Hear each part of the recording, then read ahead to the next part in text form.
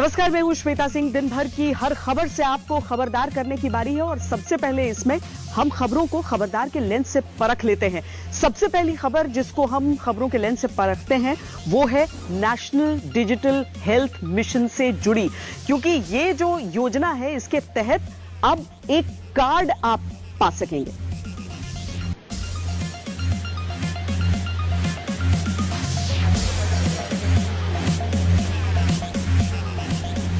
देश के 135 करोड़ लोगों के लिए सबसे काम की खबर है ये। किसी भी व्यक्ति के लिए उसका स्वास्थ्य सबसे बड़ी पूंजी होता है और नागरिकों का स्वास्थ्य देश के लिए सबसे बड़ी पूंजी। आज भारत ने एक ऐसे मिशन की शुरुआत की है जो देश के लिए एक स्वास्थ्य क्रांति जैसा साबित होगा। अब देश का हर नागरिक अपना डिजिटल हेल्थ कार्ड बना सकता है। इस हेल्थ कार्ड से आपको क्या फायदा होगा, कैसे एक क्लिक पर आपके स्वास्थ्य से जुड़ी जानकारियां डॉक्टरों तक पहुंचा सकता है। आपको डॉक्टरों के पुराने पर्चे और हेल्थ टेस्ट की रिपोर्ट अपने साथ लेकर नहीं चलना होगा, सिर्फ एक कार्ड में यह सब कुछ समा जाएगा।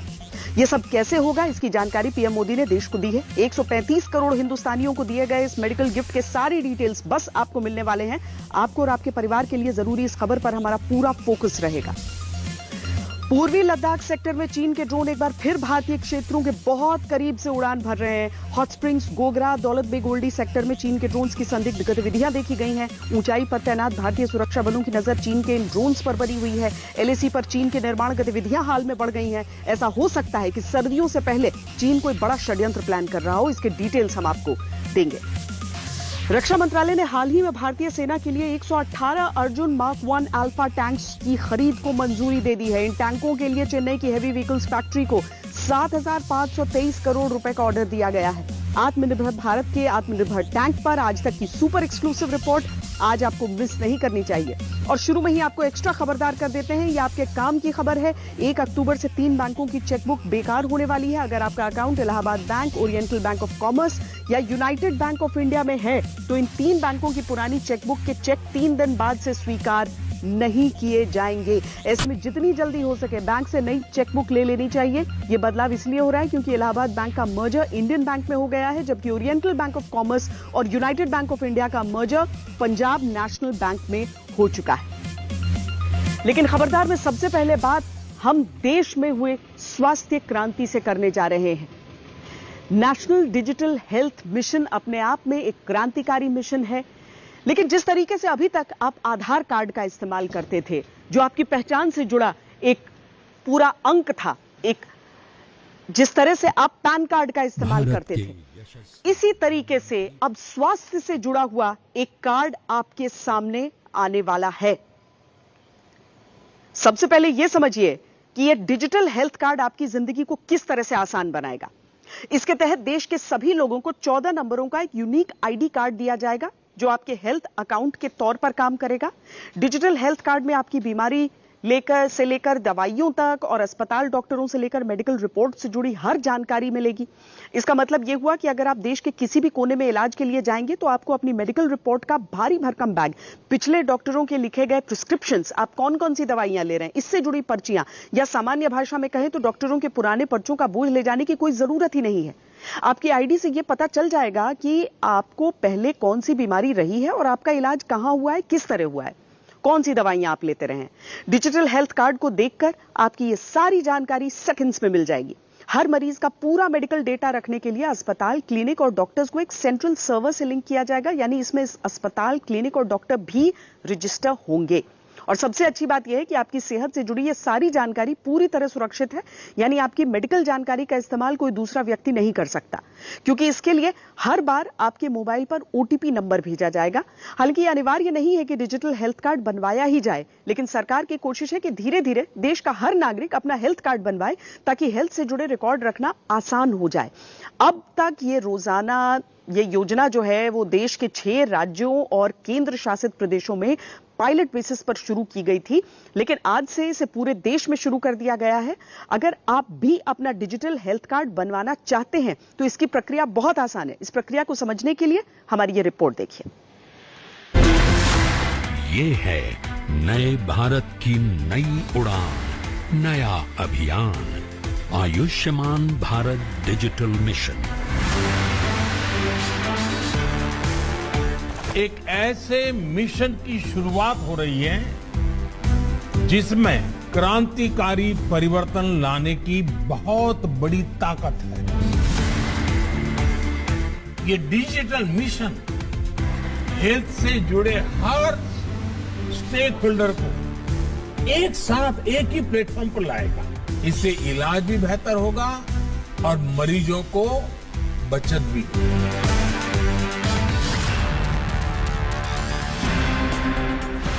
देश के प्रधानमंत्री की तरफ से देश के लोगों को सबसे बड़ा और सेहतमंद गिफ्ट मिला है। इस गिफ्ट का नाम है नेशनल डिजिटल हेल्थ कार्ड।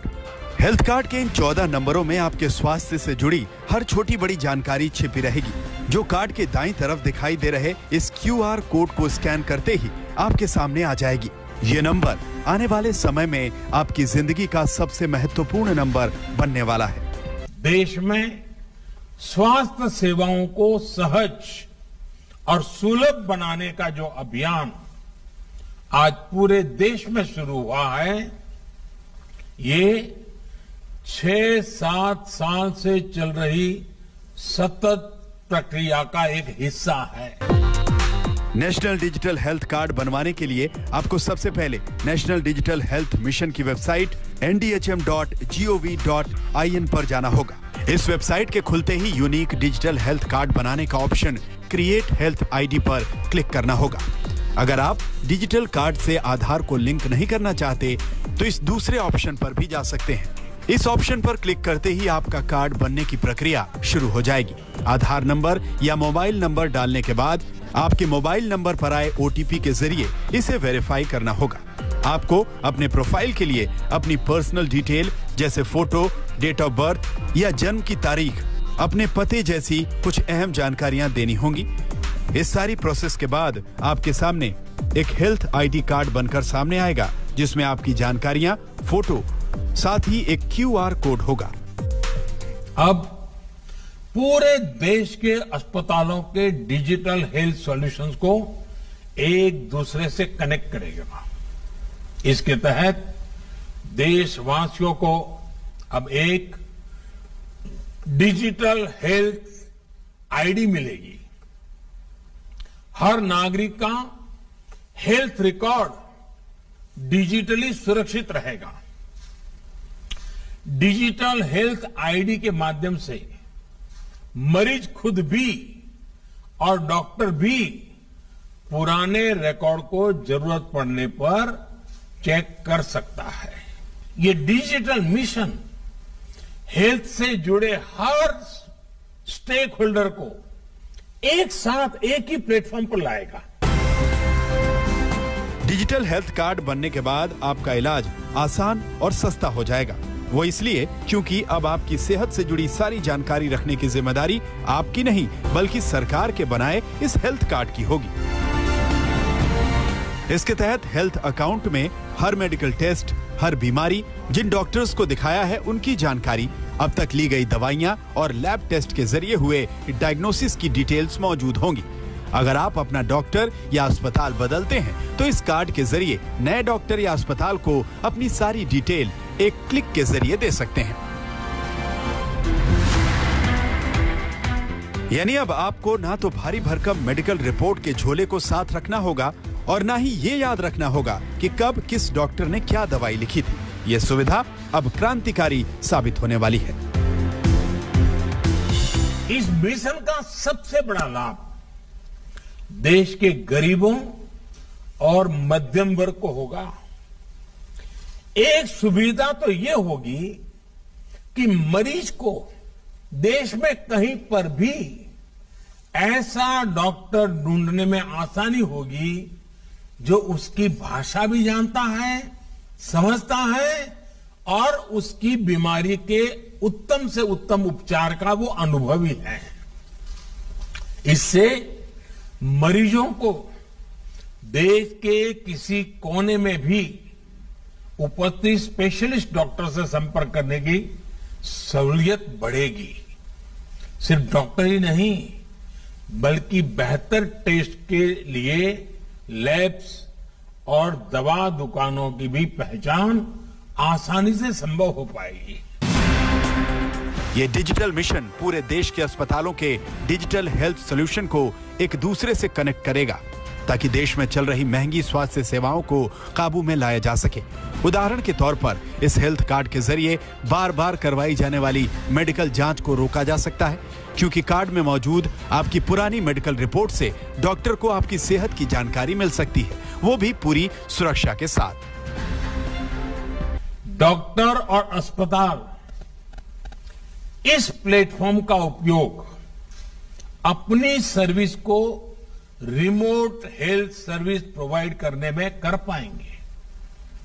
प्रभावी और विश्वस्त डेटा के साथ इससे इलाज भी बेहतर होगा और मरीजों को बचत भी होगी।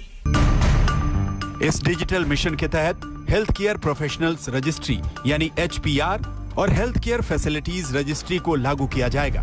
सरल भाषा में इसका मतलब है कि स्वास्थ्य सेवाएं देने वाले जितने संस्थान, अस्पताल या डॉक्टर हैं, उनका डिजिटल रिकॉर्ड मेंटेन होगा, यानी स्वास्थ्य की सेवाओं को लेकर स्वास्थ्य के बिजनेस तक हर पहलू की जानकारी सरकार के पास होगी। आयुष्मान भारत के डिजिटल मिशन के तहत सरकार चाहती है कि देश के हर नागरिक के लिए स्वास्थ्य सेवाओं को आसान बनाया जा सके, लेकिन हाँ, ऐसा करते हुए डेटा प्राइवेसी का पूरा ध्यान रखना होगा और किसी दुरुपयोग की आशंका को खत्म करना होगा, क्योंकि स्वास्थ्य का डेटा हर नागरिक के लिए सबसे निजी डेटा होता है। आज तक ब्यूरो। यहाँ पे थोड़ा सा कंफ्यूजन भी है लोगों के मन में। तो एक हुआ आयुष्मान भारत स्कीम, उसका जो डिजिटल मिशन है उसी के तहत ये जो नेशनल डिजिटल हेल्थ कार्ड है उसी के तहत ये आ रहा है, और इसे जो आयुष्मान भारत का आरोग्य कार्ड है उससे नहीं जोड़ना चाहिए। आयुष्मान भारत आरोग्य कार्ड एक अलग हेल्थ कार्ड है जिसमें देश के गरीब परिवारों को 5 लाख रुपए का स्वास्थ्य बीमा दिया जाता है, जबकि डिजिटल हेल्थ कार्ड में आपकी बीमारी और मेडिकल रिपोर्ट और इलाज से जुड़ी जानकारी अटैच की जाती है। देश में अब तक करीब 16.5 करोड़ आयुष्मान भारत आरोग्य कार्ड जारी किए जा चुके हैं, जबकि डिजिटल हेल्थ कार्ड की अभी शुरुआत हुई है। आयुष्मान भारत आरोग्य कार्ड का लाभ लेने वाले लोग भी डिजिटल हेल्थ कार्ड बनवा सकते हैं।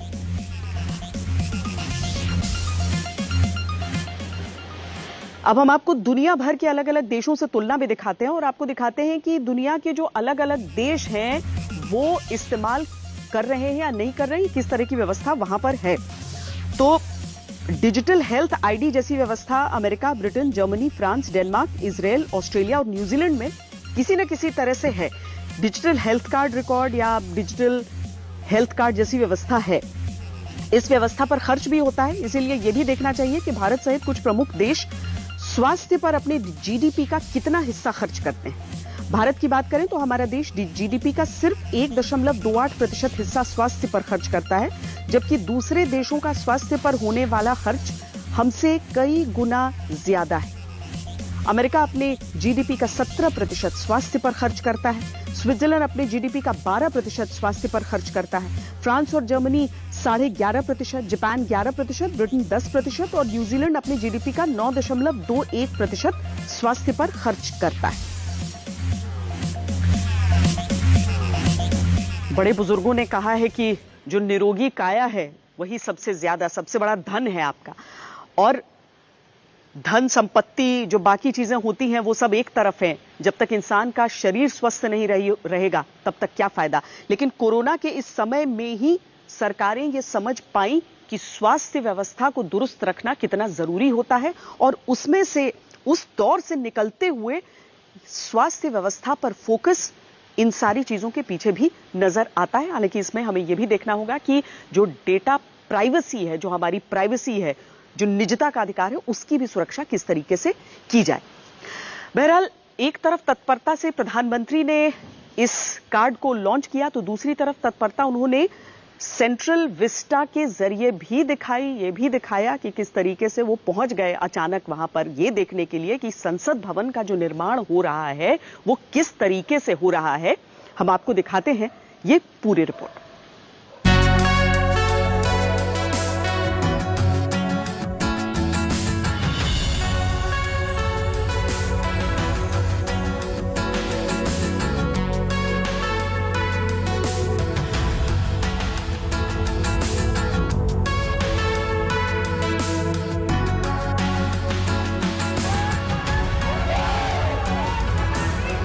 अपने किसी ड्रीम प्रोजेक्ट के कंस्ट्रक्शन साइट पर आप में से बहुत सारे लोग गए होंगे।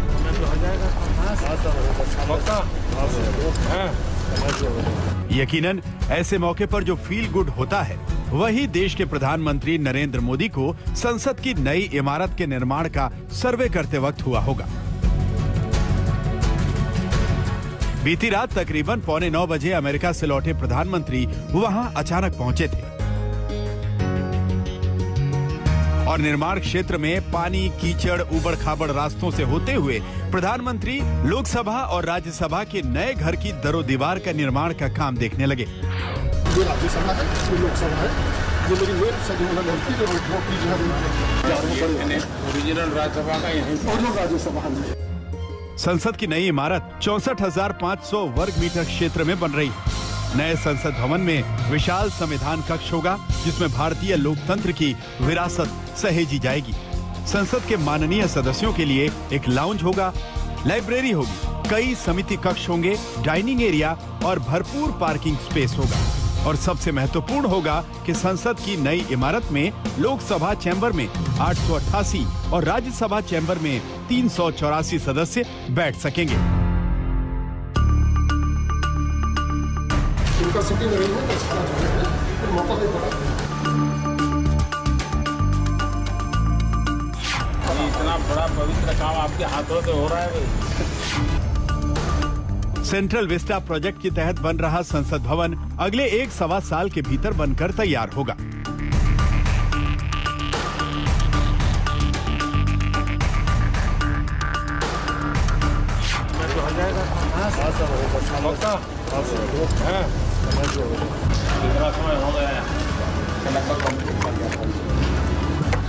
गाड़ी समय पे चल रही है आप लोगों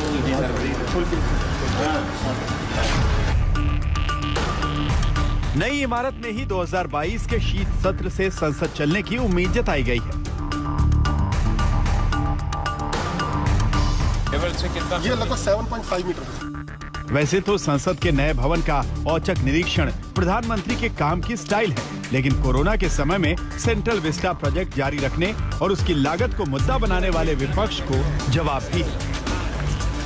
अभी जून में दिल्ली हाईकोर्ट ने प्रोजेक्ट की राष्ट्रीय महत्व को बताकर काम रुकवाने की कोशिश करने वालों की क्लास ली थी। तो अब प्रधानमंत्री मोदी ने कंस्ट्रक्शन साइट पर विजिट के बहाने जोर का राजनीतिक पंच मारा है।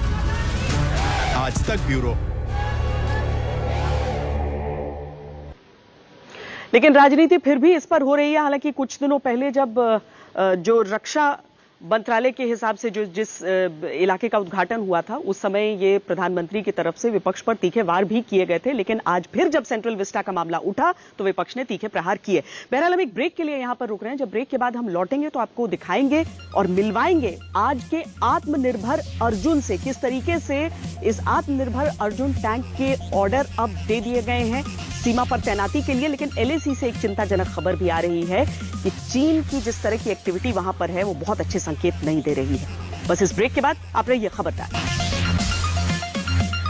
और अब आपकी मुलाकात आज के अर्जुन से करवाते हैं, क्योंकि जो हमारा मेन बैटल टैंक है अर्जुन मार्क 1 अल्फा के रूप में सामने है। इस पे तरह तरह के अभी तक प्रयोग होते रहे, तरह तरह के इनोवेशंस हुए, तरह तरह के जुड़ाव इसमें हुए और अब सीमा पर तैनाती के लिए सरकार की तरफ से 118 अर्जुन मार्क 1A के ऑर्डर्स दिए जा चुके हैं।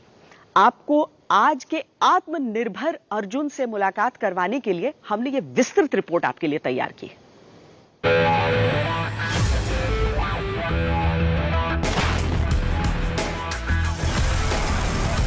जब युद्ध भूमि में हथियार अपना हो,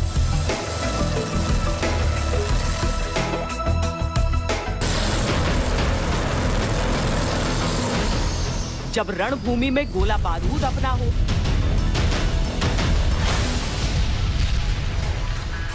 हमारे लिए बहुत गर्व की बात है। लेकिन हमारे इंडिया ने पहली मार्क 1 अल्फा बहुत ही तगड़ा टैंक निकाला। इससे बेहतर कोई टैंक हो ही नहीं सकता।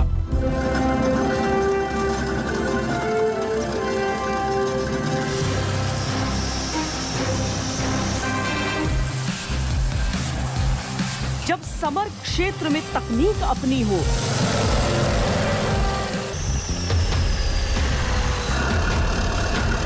स्वदेशी हथियारों से लैस सेना का जोश, जज्बा और जुनून 7वें आसमान पर होता है।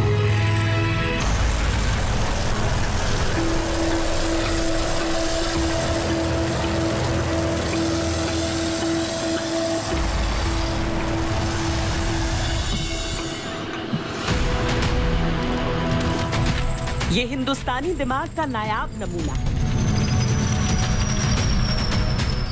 ये भारतीय सेना की सबसे ताकतवर भुजा है।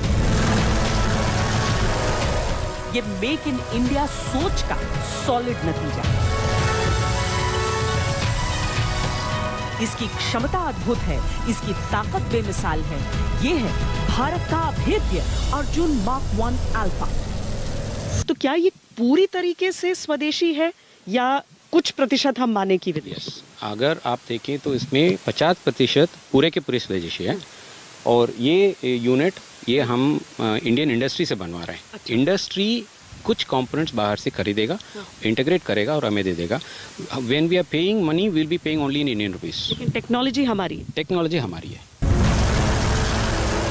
अर्जुन मार्क 1 अल्फा भारत में ही निर्मित टैंक है। मौजूदा अर्जुन टैंक पिछले अर्जुन मार्क 1 टैंक का उन्नत संस्करण है। आइए आपको इस हंटर किलर की वो खूबियां दिखाते हैं जिसकी वजह से दुश्मन इससे खौफ खाते हैं। अर्जुन मार्क 1 अल्फा का वजन करीब 68 टन। इसमें 14 बड़े बदलाव किए गए। ये तेजी से लक्ष्य का पीछा करके हमला करने में सक्षम है। ये टैंक हर मौसम में टारगेट को भेद सकता है। दिन हो चाहे रात हो, इसके निशाने से दुश्मन बच नहीं सकता। इसमें 120 मिलीमीटर की राइफल गन है जो पूरी तरह से स्वदेशी है। इसके डिजाइन के अनुसार इसमें मिसाइल दागने की क्षमता भी है। इस टैंक की बहुत बड़ी खूबी यह है कि यह हिंदुस्तान की पहचान है। इसके अलग अलग पुर्जे देश के अलग अलग राज्यों में निर्मित हुए। ऐसी एक चीज डेवलप करने में कितने लोगों की मेहनत लगती है और कितने दिन लग सकते हैं? इसमें फेलियर्स भी होते होंगे। बिल्कुल डिजाइनर्स है तो हमें बहुत से फेलियर्स फेस करना पड़ता है पहले। अगर इस टैंक के ले लें हैं तो there are 18 laboratories of DRDO which are working together. अच्छा। यस। ये ADWS है यानी एयर डिफेंस वेपन सिस्टम। ये अर्जुन मार्क 1 का भी हिस्सा था, अर्जुन मार्क 1 अल्फा का भी हिस्सा है। लेकिन फर्क समझिए किस तरीके से इसे और उन्नत किया जा रहा है। पहले किसी व्यक्ति को, किसी जवान को बाहर रहना पड़ता था टैंक से और तब इसे ऑपरेट किया जा सकता था। आज इसे ऑपरेट करने के लिए रिमोट पे इसे लिया गया है और उसका इस्तेमाल हो रहा है। भीतर बैठकर, टैंक के भीतर बैठकर एक जवान, एक सैनिक इसे ऑपरेट कर सकता है। कई सुधार इसमें किए गए हैं। 71 कुल सुधार बताए जा रहे हैं, लेकिन 14 ऐसे हैं जो बेहद महत्वपूर्ण हैं। दुश्मन का खतरा कहां से आ सकता है, इसे टैंक में लगा लेजर वार्निंग सिस्टम पहले ही भांप लेता है और तुरंत अलर्ट कर देता है। इसका रिमोट कंट्रोल वेपन सिस्टम पलक झपकते ही दुश्मन को खाक में मिला देता है।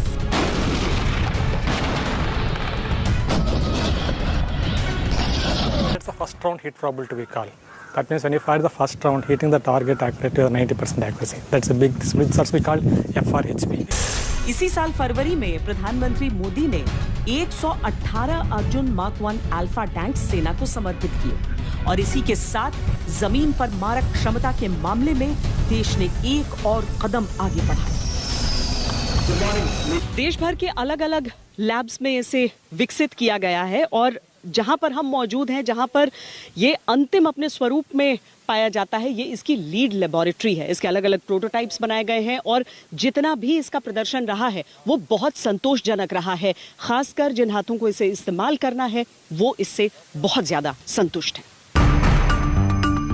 यहाँ पर कृत्रिम रूप से रेतीले रेगिस्तानों की गर्मी, बर्फीली सर्दियों और उमस जैसे माहौल को तैयार करके अर्जुन को अचूक बनाया गया। मेक इन इंडिया जो हो रहा है, ऐसी जगह भी मैंने और कहीं देखी नहीं है। क्या ये अपने वन ऑफ इट्स काइंड है? ये वन ऑफ इट्स काइंड, क्योंकि ये हमारा कंप्लीट सोलर स्पेक्ट्रम भी यहाँ कर सकते हो। अच्छा। क्योंकि धूप में क्या होता है, अगर टैंक वहाँ खड़ा होते समय में इतना धूप में वो बैरल बेंड हो सकते हैं, उसका रबर कंपोनेंट्स खराब हो सकते हैं, वो सब हम स्टडी कर सकते हैं। इसमें आपको बेहतर क्या दिखता है? इसमें बेहतर है साहब इसका एक्यूरेंसी है फायर का। जैसे मूविंग टारगेट है, मूविंग टैंक है, तो एक्यूरेसी बिल्कुल करेक्ट है, फर्स्ट राउंड हिट है। अच्छा। और इसमें फायर पावर, मोबिलिटी, ये सब कह रहे हैं कि बेहतर है पहले से। बहुत बेहतर है। हिंदुस्तान में बना है, ये सबसे बड़ी चीज है, क्योंकि आप लोगों ने तो दुनिया भर के टैंक्स देखे हैं। सबसे पहली मेन यही है मैम, ये हमारा इंडिया ने सबसे पहले ये बनाया गया। पिवट में इसको खड़ा करके चारों तरफ 360 डिग्री इसको जब भी चाहिए तभी हम घुमा सकते। दुश्मन हमारे पीछे से फायर कर रहा तो हमारे पता चल गया, एकदम हम पिवट में लगा के या फ्रंट रोटेशन करके उनका ऊपर फायर कर सकता है। बहुत तगड़ा फायर है मैम। जरूरतों को ध्यान में रखकर परफेक्ट मेक इन इंडिया का एग्जाम्पल है।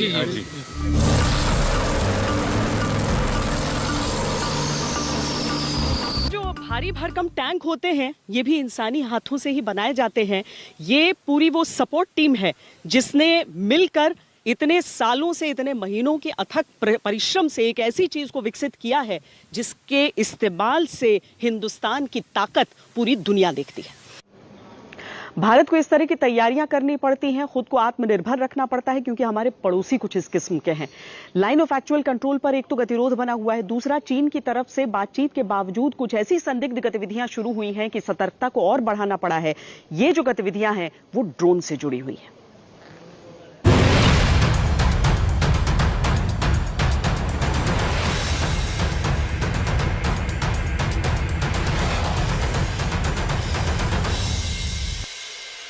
बीते महीनों में कई बार जम्मू के सरहदी इलाकों में संदिग्ध ड्रोन दिखे हैं। पाकिस्तान को ड्रोन मुहैया कराने वाले चीन का मन अब LAC पर खुद भी ड्रोन वाली शरारती हरकत के लिए मचल उठा है। जिस पूर्वी लद्दाख में चीन ने मई 2020 से भारत के साथ तनाव बरकरार रखा हुआ है, अपनी लाख कारगुजारियों के बावजूद जब पूर्वी लद्दाख बॉर्डर पर चीन की चालें नाकाम हैं, तो अब की बार चीन ने वहां UAVs तैनात कर एक नया मंसूबा पाला है।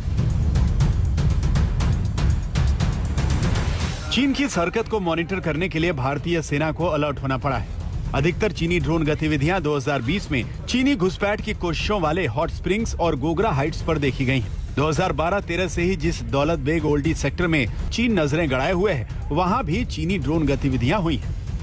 चीन बातचीत तो कर रहा है, लेकिन जिस प्रकार से LAC के ऊपर उसके इंफ्रास्ट्रक्चर फैसिलिटीज वो बढ़ाया जा रहा है, यही नहीं, जो उनका जो टोटल डिप्लॉयमेंट है उसमें कोई कमी नहीं आई है। उनके जो हथियारों का डिप्लॉयमेंट है उनमें जबरदस्त उछाल आया है। ये सब को देख करके हमें थोड़ा सतर्क रहना होगा और चीन की गतिविधियों के ऊपर बड़ी सख्त निगरानी रखनी पड़ेगी।